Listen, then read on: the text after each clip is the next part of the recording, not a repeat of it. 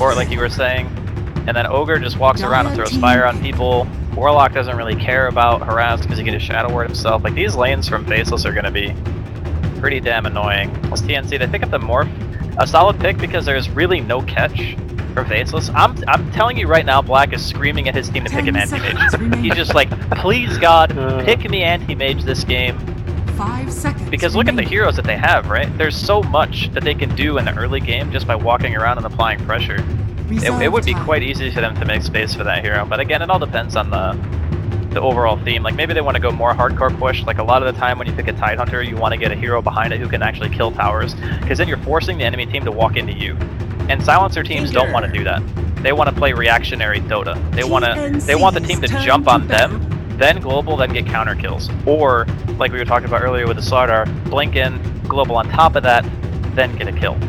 So now Faceless have just gone full, I'm going to be the most annoying team in the history of the world to play against. Like, nobody wants to play against Tidehunter Tinker, man. Nobody. It's going to be so hard for them to break it. I mean, you got, Bloodlust not amazing in terms of the heroes, but you get Bloodlust towers now too. Yeah. You can start throwing down rock counter initiation, Ravage is there, not to mention March of the Machines. It's a very tough one. I think I've actually seen Faceless take this draft multiple times in previous games, if I'm not mistaken, in the Summit qualifiers, and it feels like they've just found a very solid little rhythm to get into. Now, the question that I'm kind of curious about though is, they do have a decent amount of ability to find that Tinker. You know, you've got the Wave of Terror from Vengeful Spirit followed up by a swap.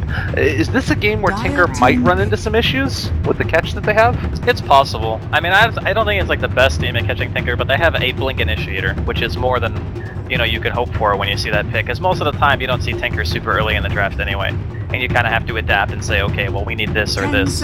What I'm kind of wondering is, you know, TNC now have this issue where they themselves need a way to go high ground. You know, we saw a very similar issue in the previous game that we cast. Even though Fnatic ended up winning, they did show, even having a Pugna, that it was a struggle for them to get to that tier 3. Well, playing against a Tinker and a Tidehunter, it's going to be even harder. So, we'll see here. They're going to pick a Black Zero, I would imagine, right now. I don't know if they still go AM, because it takes a lot of farm, right? Like, when you have Tinker... Okay, Slark, yeah, that makes more sense. They needed a hero that would be able to not only, like, take space off the map, but also force reactions, and I think that Slark is a better fit for that, because he not only has great night vision, so he can actually scout heroes out and go for ganks, but he can create space for the Tinker, whereas AM and Tinker are both kind of just farm sponges, and you don't really want two people eating that much space on the map at the same time. So before the Tinker pick, AM would have been alright. After Tinker, it's not really as good, and yeah, Slark, he might not be amazing against the Morphling per se, but he destroys the rest of TNC's lineup. Oh, and the last pick, Alchemist now. We'll have to see if that Slark is going to be able to get what he needs. It is going to be an interesting matchup. I'm very curious to see how this works. One other thing that I'll mention, oftentimes when they do run the Tidehunter and the Ogre together, what they'll do is send the Ogre down there through the first couple of waves, stack up the Ancients once or twice for the Tide as well to get him off to a good start, and then start rotating back. Is a Warlock Slark lane going to be able to deal with a Slardar if it's just those two up there, or is it something where the Ogre might need to play a little bit outside of the way that they played in the past and stick to that safe lane to help out the Slark? I think they might put a little bit more focus on zoning Sam H at the beginning. Because if the Slark gets ahead in levels, it'll be fine. And then, you know, even the Warlock can play it maybe a little bit more greedy if he wants to do some creep pulls of his own. But I think if they could delay the blink on the Slardar for the longest amount of time, that would be ideal. Because then it's just more time that they're not going to be able to kill the Tinker unless their early smoke rotations are successful. And in that regard, if Faceless are able to delay the game, get the Slark farmed, get the Tinker farmed, then that's all they really have to do. Oh, well, they do scan out each other here as we get ready to hop into this game. It's TNC facing off against Faceless in the second match of the Southeast Asian qualifiers, and I do believe that this is TNC's first game, but Faceless did just win another one in their previous set, and I believe that was against Warriors Gaming Unity. So coming into this feeling very good. We'll see how they end up doing in the match. I'm actually going to take down the predictions because they were showing up all last game, and it was getting kind of annoying to look at. But the last pick, Alchemist, we get a ton of time to talk about it. Do you think this is a good outgame? It's alright. Mainly because Faceless don't have a tremendous amount of burst. So playing against these types of lineups, you know, the Alchemist is going to hit this really strong timing, and they need a hero that can frontline and hit buildings. And Alchemist kind of You know, he fits that criteria. So normally, if you're playing against Tinker, there's a couple of ways to deal with him. You pick like the Zeus Spectre, stuff like that can scout him out and kill him. Storm, for example, which is Faceless last ban, I believe. And then you pick off the Tinker and you push. Well, their team can't really do that unless MH gets a blink and they manage to find him, which is much, much harder because you don't actually have the vision all the time. So the other way is have a hero that hits his timing super early, like Alchemist, be unbelievably tanky, and just go up and siege little bits at a time, similar to what we saw Fnatic do when we were casting them earlier. And eventually you just whittle the tower down. Alright, well, we'll see if they're going to be able to make it happen. As Jabs and XY are going to be moving in towards that mid lane, blocking it out, and we'll see where that Ogre decides to go. As far as rotations happen in this early game as we move into it, do you think that there's kill potential in any of these lanes, or is it mainly just going to be a battle of trying to whittle away the regen that everybody has? I think the mid players are the only ones that have potential to die here. Like, if Sam H dies, it's because he made a huge misplay. Wow, he actually, wow, is dropping really low. Does he have another Shadow Word? He is, just going to get fogged away. So Nut's almost able to get it, but showing how much harassment potential you have with that hero. Yeah. Warlock's base damage is still pretty respectable even with almost no stat items. And the other thing too is Sam H came to lane, I don't know why he bought a Wind Lace and not a Stout Shield. Like, he just got punched to death by a freaking Warlock. He's got a TP, he'll be fine. Even if he gets jumped by Black, he just TPs back to the tower. Okay, well, we'll keep our eyes on that out of the corner of our eye. Meanwhile, Teehee has been doing a pretty good job of harassing the Ice Tidehunter, and it does feel like, at least through the early couple of waves, they're having a decent time on Faceless. I mean, everybody's getting their CS that they want, and top lane, they are going to force out that TP away from Sam H. It's a rough lane for him. Yeah, it's not the best, but, you know, you do what you can. Warlock is still a pretty reasonable lane support, even though he's kind of, maybe not exclusive to the C region, yeah. What is going on here? How come it's diving somewhat behind the tier 1 tower, but yeah, it's just a little bit more damage being thrown out there. And you mentioned it, Ice, first blood, Kaz takes it. That was a bit over-aggressive from Ice. But I mean, he even had a ward. How did he die? That is a good question. I think that just comes down to a plain and simple misplay. Yeah, it definitely was. Because, you know, sometimes you sacrifice deaths for, like, if the wave was pushing, for example, because they go on you, then that's a death you're okay taking as an offlaner. As this Ben could be in some trouble. That looks like Ogre is not going to continue pursuit. But yeah, a lot of the times when you're playing offlane on these tanky heroes, you can get like this sense of, oh, I'm unkillable. Well, speaking of tanky heroes, they're still kind of creating a lot of trouble down here bottom. They were almost diving both of the supports, and this is kind of what I was talking about before, where you have this lineup where you get very aggressive in the Ogre and the Tidehunter, try and help them through those first couple of levels. But now it looks like Ogre is going to keep on being that sort of nomadic position 4, who's, I guess, more of a position 1, not really getting a whole lot out of the laning stage, but Faceless just dominating the CS early.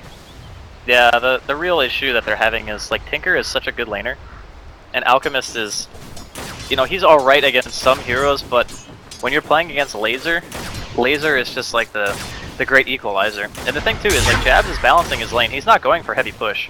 A lot of these mids, they'll push the lane into you because they want to try to either do a jungle stack or, you know, they want to make sure they're not getting ganked, but Jabs realizes that the rotation potential on the side of TNC is not really that high. They have to commit 2 supports just to make sure that Rior is getting farm, right? And if they rotate, it's going to be super freaking obvious. He might be dead. Jabs just running at him. Nicely played. Again, maybe a little bit of a misplay going on. Some nerves amongst these players showing. Yeah, it's very common for... Oh, actually, I might have to hold that thought. Nice. Bottom lane in some trouble. They do get out the stun. Waveform is available. They're going to chase him down. And, well, can they find the kill? Teehee, they just don't do quite enough damage. Although XY will also take a beating on his way back out. Yeah, but that solo death is, you can't really allow those things to happen. A lot of Tinker players save their skill points. They don't put points into March until a bit later. A lot of people delay rearm just so they have the burst potential. If that kill opportunity shows itself, you just want to always be prepared. But yeah, the death is really, really bad because that just propels the Tinker into an even better spot. Well, maybe they can make something else happen here, and Invis Sam H is going to move in and wait for his moment. They ping out the courier, but don't really get into a position where they're going to be able to find that kill. And they might start thinking about trading farm. They have the rotation in from Cast. Jab. Trying to return against Cast with XY moving in, but I guess that's the best you could hope for with the Invis run. That was a super good reaction, yeah, by the Tinker. He was dead 100% as soon as he was the acid spray came down. And then he just guarantees that they're at least going to make a trade, and he's not going to die for nothing. The real issue is even with Ice dying, you know, you look at TNC's farm rate on this Morphling, and it is not doing it. He's like half the CS of Black at the moment, because Black doesn't even have a freaking enemy hero in his lane. Black has has the same amount of denies as Morphling has CS. That's how you know your lane is having a bit of a tough time. Yeah, Ice, like you're saying, playing this off lane really, really well. So how do you react to this as TNC? Do you need to start trying to like make moves, or is it just inherent that they're too greedy early? They are very greedy. I mean, they need Sam H to get Blink. Okay, he just sprinted into a full creep wave. That was awkward. But yeah, they need him to get Blink in order to really make moves. Like that Invis rune was just super fortunate that it was there, because no Invis, no kill. Even a haste would have been a much lower likelihood for Jabs to go down there. But, you know, they got a little bit lucky. Even with that luck, they're still obviously falling behind in the lanes. Like, for crying out loud, their Alchemist is only 1 CS ahead of Ice. Oh my god, and they are literally diving in between the towers, and there's just nothing the TNC can do to this. They are bullying Sam H out of his lane and back behind the towers. 3 heroes here, and they might just be able to, I don't know if they can take it, but they can at least do some damage. Yeah, this is the kind of pressure you can apply when the supports are a Silencer and Avenge. They just really don't offer that much in the way of early game skirmishes. He's trying to TP out of there. Oh, just barely off the mark with that Fire Blast. Might have been able to get it, but they are going to have to be backing out. Ogre cast point. That's a viable thump moment right there for Ogre players.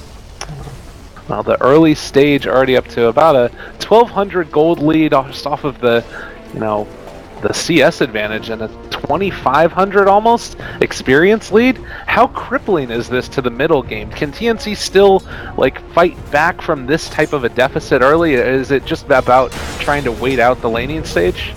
Well, waiting is like, it's a double-edged sword, because you kind of need to wait in a way for your Slardar to get his core item, for your cores on the like the Alchemist and the Morphling to get their farm. Is this bench dead? This bench might be dead. Oh, looks like they lost vision. Okay, so yeah, in regards to what their game plan needs to be, the Slardar just needs a blink. Like, it needs to happen. If he doesn't have a blink, they don't have any way of like pressuring. Like, look at how aggressive this Ogre is. He's just walking around. He's like, yeah, come at me, bro. I'll soak your EXP. I don't give a crap. Oh, yeah, it's a hard life indeed. I mean, Cuckoo here, he's trying to farm up to his heart's content, but Ogre is literally just running at him and hitting him with a big old club. This is, it feels like TNC just can't do anything in this game. Like, Faceless are doing whatever they want, and up top, they're running the courier back behind the tower. They don't care. Yeah, the supports just can't do much. That's really the biggest issue. Like, the synergy between the heroes doesn't exist on the support side. Like, a lot of the time, you know, like going back to TI, you saw Shadow Demon, Kunkka, you know, any kind of stun, Mirana, Shadow Demon, stuff like that, because the heroes could actually score kills. And the only way that those two supports score kills is if they're with another hero that has a nuke. Well, Alchemist doesn't have a nuke. And the Slardar has one, but he needs to be able to close the gap in order to abuse that. But the only hero they can really synergize with is the Morph. And that's how they got the kill on Ice. But that only happened one time. And now he's almost level 8 at 8 minutes into the game. And he's got more CS than the freaking Morphling. Oh my god.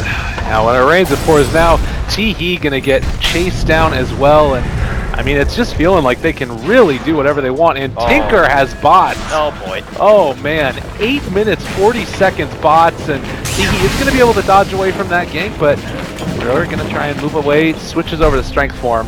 They escape the gank that comes their way. I mean, escaping the gank is nice and everything, but you're still not, like, you're not asserting your presence on the map. Dota's not a game where you really want to sit back and do nothing. You want to be able to force the enemy team to react in some way. And sometimes that's just having better late game and saying, okay, if you don't stop us from farming, we're going to get out of control. Like, that's a way of forcing the enemy team to do something.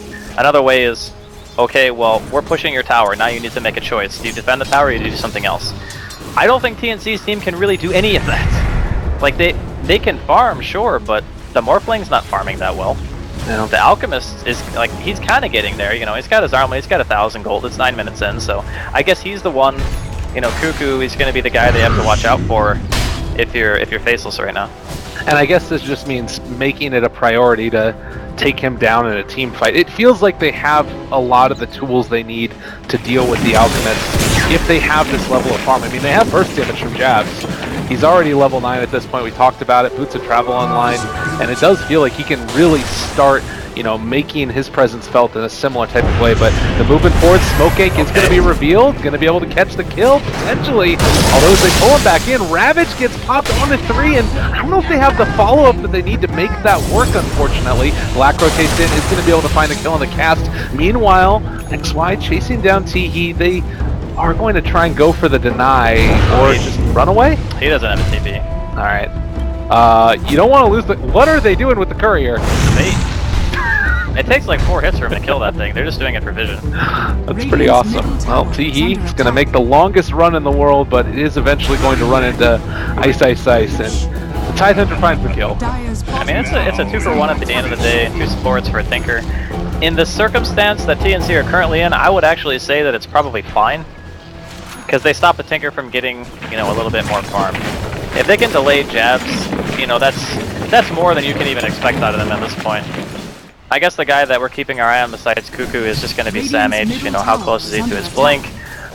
You know, when he gets his blink, how much can he do with it? I'm just going to say this right now. This Slardar better have like the best game of his freaking life. Like, as soon as he gets that blink, he needs like 4 5-man stuns. He did play a really great Slardar consistently when we saw them at TI. He was a huge part of that lineup that obviously made it, I believe it was top 8 as well. I can't remember exactly what their placement was, but it did exceptionally well. And he was one of the returning members of that crew. Yeah. So how do you feel like then Faceless need to take this? We've talked a lot about how right now they're kind of dominating the game and being able to get whatever they want. How do you translate that into actually taking objectives? What's the big role here that they need to play? Well, I mean, they can just do what they're doing right now, which is run at you. Okay. Like, what is their counterplay on TNC to be ran at? Because right now it doesn't really seem like they have one. Jabs could be in some trouble, though. Well, they're on top of him. They drop the Warlock ulti onto T-He. Cuckoo there as well, in some trouble. And oh man, Sam H gets the counter initiation, but that hurts. Yeah, there should be a tower as well, because they have the golem out. There's some pretty decent warding out here from TNC, though. They see a lot of what's happening. The actual issue stems from the fact they're not going to be able to deal with the March and Golem, so they might just end up sacking the tier 1, I guess. No. Radiant's middle tower. Well, the thing that's interesting about this to me too is we do see the sack of that tier 1 like you were saying. Well, maybe not. They're moving it to contest. Damage out, Sam H. Yeah, they're not going to be able to get that tower. They pulled the creep wave through. Yeah, it's a good thing to keep that tower alive. Like, I thought they might sack it. But I think as soon as it's off black farming top, like, not a huge chance. Take some damage with the chaotic offering.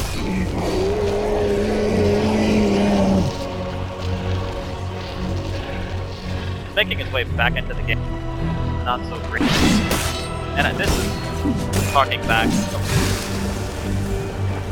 A lot of it is the map control. It is live on the one thing. It's why they commit. Then we have more of the map to work with our farm. And if we can do that, we can make sure that Cuckoo hits that timing. Well, and you know, I was talking up a lot Faceless and how good this team is and has looked, but it's also worth noting TNC, they haven't played an official in a month, but they have a lineup that's played together a lot as Black is going to go in on Got my ear. and they find the kill. But it's a lineup that's played together a lot. T-He, the guy who did just go down, was one of the founding members of TNC previously. They found another catch on the Morph lane, but a great way to find the kill. So they're a lot of strong players, and I think a lot of people are just ready to count TNC out because they lost Jimmy, because they lost AU to Fnatic.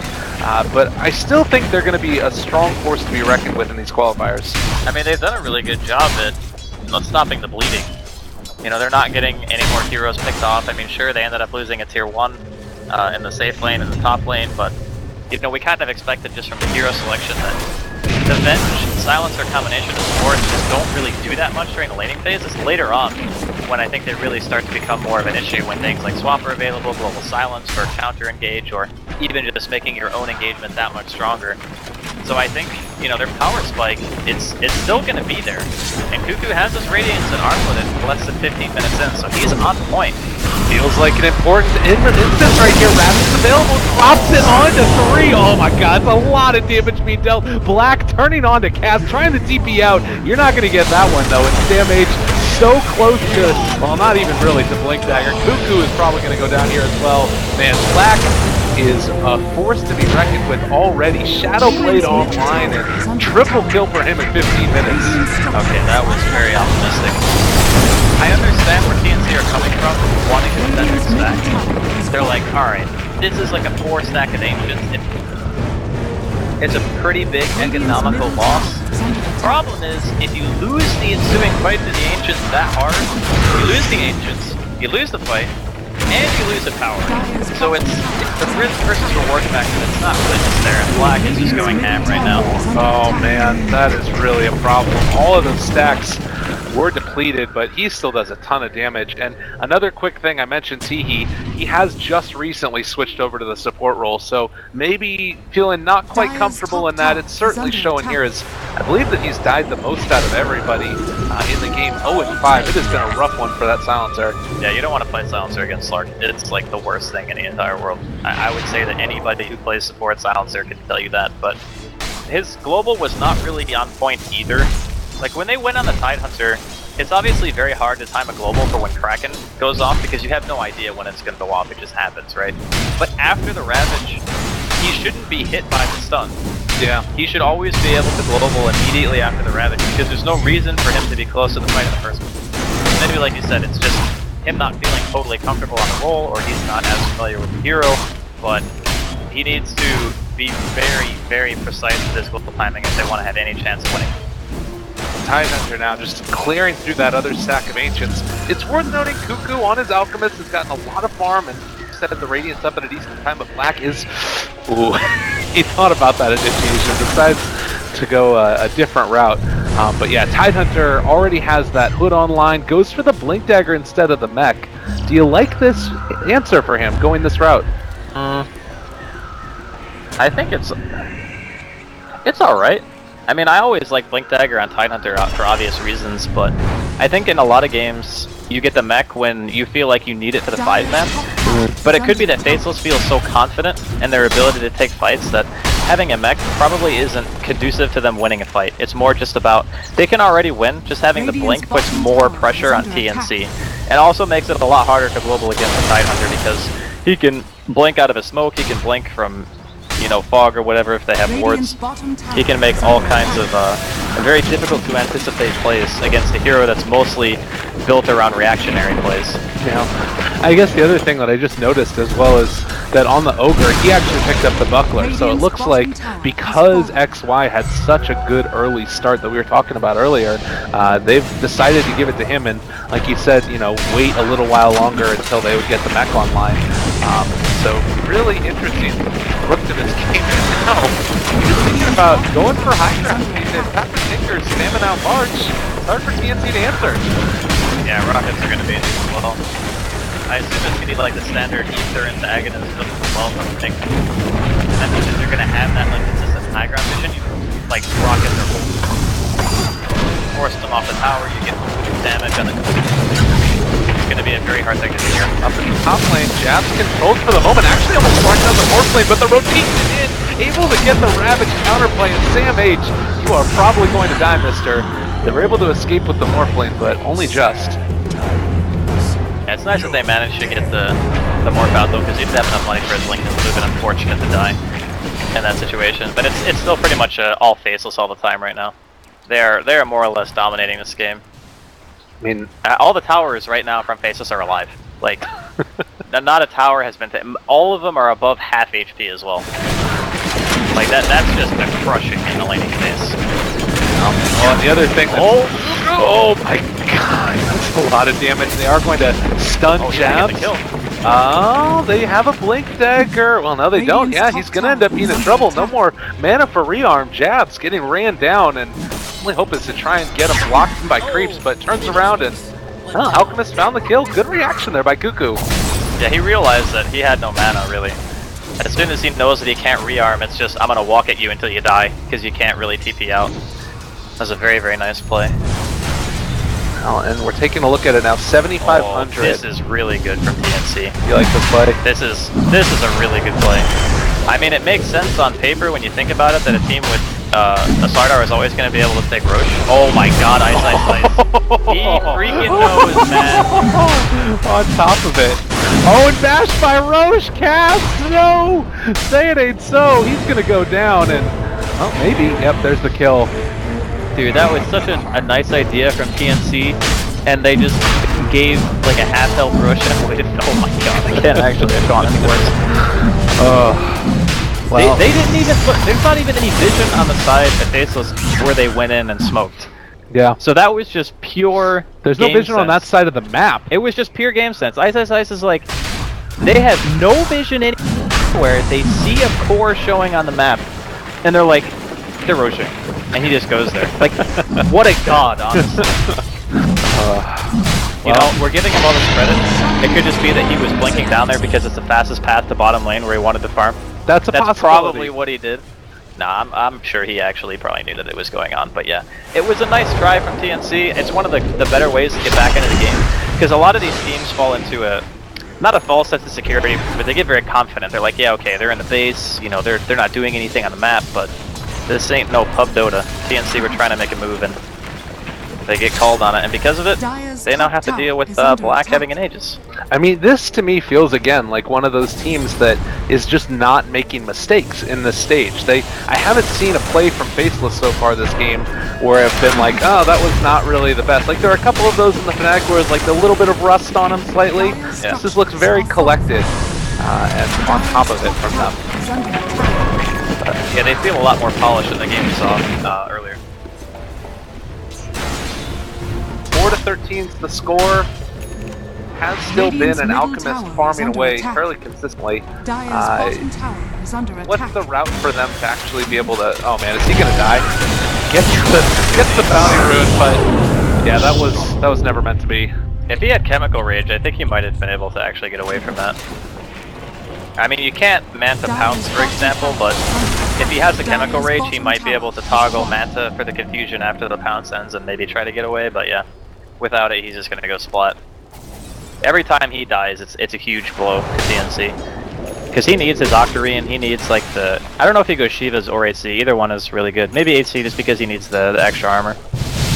And dear god, man, this Slardar, we talked about how important his blink is and he still doesn't have it.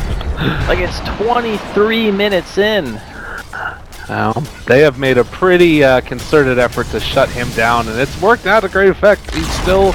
I mean, one good team fight and he'll get it, but the question is, how do you win a team fight if you don't have a blink on Slardar? You have to sprint into them, which is just suicidal at best, with the Tinker spamming out laser and missiles. It doesn't really feel like they have a great way back into this. It's going to be a hard game for TNC. It's got to be like the least impactful Slardar I've seen in a long time. Radiant's top tower is I mean, usually at some point, Slardar gets involved in a team fight where there are kills, and then he's able to get a blink dagger because of those kills, like you were kind of talking about earlier. But because of the way that, you know, Faceless have been playing in their lineup, if they start 5-man, there is no way Sam H is getting a casual walk-in crush. It just ain't happening. Like, he's gonna get ravaged, or hit by a golem, or stunned by the ogre. There's just so many things that, you know, Faceless can do to stop him from going in if he just doesn't have a mobility item. Absolutely. Well, and Morphling now did have to go back for the Dragonlance, thinking he wasn't going to be able to get into the pipe. Also, they do already have, you know, the makings of what could eventually be a pipe on Tidehunter. So, yeah, it's a rough one. Top lane, I mean, the Morphling, is that something that you need to start being worried about at some point for Faceless? Like, is it just another couple of items before they really need to worry about it? I mean, the Morph is going to become powerful, but there's a weird dynamic in this game where you're Morphling versus Slark. In teamfights, these heroes just ignore each other because they're too annoying to kill. Like, Black doesn't want to go on the Morphling, and the Morphling doesn't want to go on Black because he can just Shadow Dance the E-Blade combo, do no damage. He can pounce it because the projectiles are disjointable. It's a very hard target for him to kill. So what happens is, both the cores just run at the supports because they're like, hey, 3 kills. All I have to do is jump on you and you're dead. I think at this point, Black is going to have a much easier time accomplishing that because he just simply has more farm and he has mages. So the Silencer and the Venge are going to end up being food. The Warlock and maybe the Ogre to a lesser degree are going to pretty much be in the same.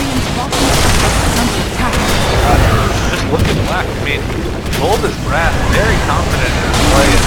With Bloodlust on him, everything else, they're just literally going to hit the tower down. And I don't see a great way for TNC to stop this. They can send in illusions, but Dire's top tower is not really under going to do attack. all that much either. Yeah, they actually have a reasonable amount of sustain, having back on the Ogre. And then I think yeah, he is going to finish up the fight after the Sheep. They're going to have more than enough. Run, they'll throw it out, get on the ice, but fine and dandy. They're more than happy to continue this. Even the little urn, Warlock has built into an urn and a Hand of Midas for himself. Like, God, this is such a strong. It's weird. You don't normally think about like a high ground, the Slark being part of a strong high grounding team, but it does kind of feel like it with the way they've itemized.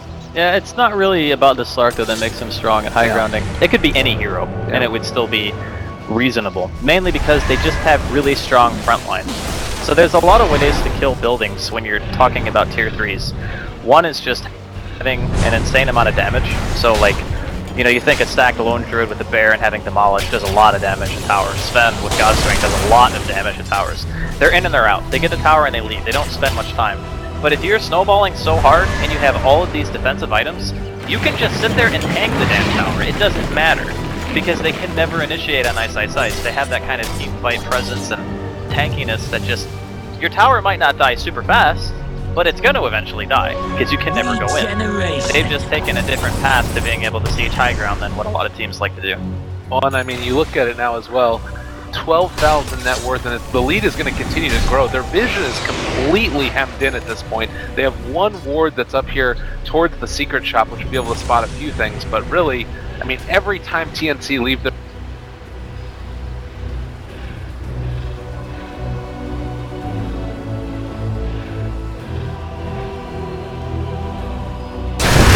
Yeah, this is, it's getting down to the wire here for TNC. They do not have much time left. I mean, they really want Cuckoo to get that Octarine because it gives him a large boost in survivability, and it also allows him to keep those Manta Illusions up at his Chemical Rage more or less all the time. And when that happens, they can, you know, start depushing waves, maybe forcing Faceless to go somewhere else. Unfortunately, they are playing against a Tinker, so Tinker can pretty much be anywhere he needs to be at any given time. Sammy Trapperon does have that Blink Dagger. Blink Crush is going to be Dark Packed off immediately, and well, they're just going to turn to hit the tower. They don't even care. That was, they just blew their load, and they did nothing. My God. They just did nothing at all. Global down. They didn't even mech. Like, he didn't even use his mech. He's just sitting there with it off cooldown. He's like, yeah, whatever. Doesn't matter. Jeez. Well, talk about confidence. Faceless, after winning their first game, still feeling very, very strong now. And maybe they set their sights up top to try and deal with the more play. He took a tier 2 tower in the meantime. It's not inconsequential completely, right? I mean, it's not inconsequential for him. But for the rest of the team, it is like, okay, you took a tier 2, we just lost part of our base. I mean, it's a sacrifice that was necessary, because there was no way they were going to be able to fight that. Now that the E-Blade's available, you know, maybe if Redor had that a little bit earlier, it would have been enough to be able to stop the push. And forget Aghanim, Jab just goes straight Hex. Oh man, Aether Hex, long range initiation with this. And I mean, it's a great item, great to deal with them. And they're throwing out the illusion, Sam H hexed up, brought down Ravage, onto 2, Ice, destroying him. Follow up, Chaotic Offering. Oh, Cass, you're in trouble as well. Everybody's dropping from TNC, and Faceless just stomped on their dreams. My God. Yeah, that was, guys, I got my E-Blade. Oh my God, and the meme is going to be real as Cuckoo is getting ready to drop. Another Hex dropped out on top of him, and, well, 5 heroes gone again. That's gotta be game. I don't see any way that they can come back from that. That is a lot of damage. 30 minutes into it, 2 sets of racks. Did they top mech that time? Alright, they did. Yeah. They did enough to warrant one of the supports using an item. They didn't pop hype though, so I say still holding on to that one just in case. No, I think he popped it at the very beginning of the push when the creep wave was there. Okay. And it just came up like after the fight was kind of winding down. But yeah. I mean, what can you really say? That like TNC's draft, their supports just didn't do anything. Like they did nothing. I think they killed Ice once. Right. And that was the entirety of their early game. And then you have this Warlock who's like pulling and getting EXP. Stam Mage didn't have a Blink Dagger until 25 plus minutes into the game. Like, no hero did well in this game on TNC except for Cuckoo. Oh, and they dropped the E-Blade combo. Don't find a kill. Still hitting away. This is going to be mega creeps. And TNC, you know, it's a valiant effort staying in the game. Never give up, never surrender. But GG is finally called. And Faceless looking strong. Yeah, they really did look very convincing this game. Very few mistakes, if any, honestly. Yeah. I feel like they had a pretty strong draft. I don't, like, even going back to the draft, why did they pick Venge? Like,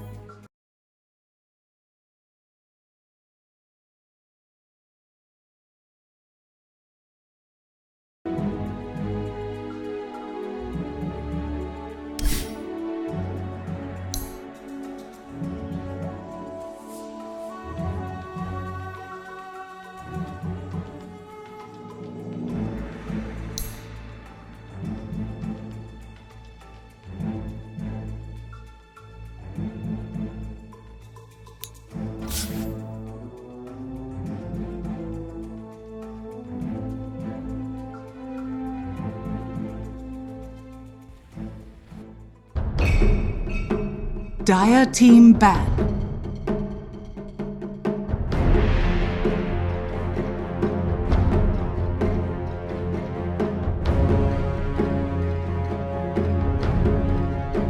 Seconds remaining. Reserve time. 5 seconds remaining.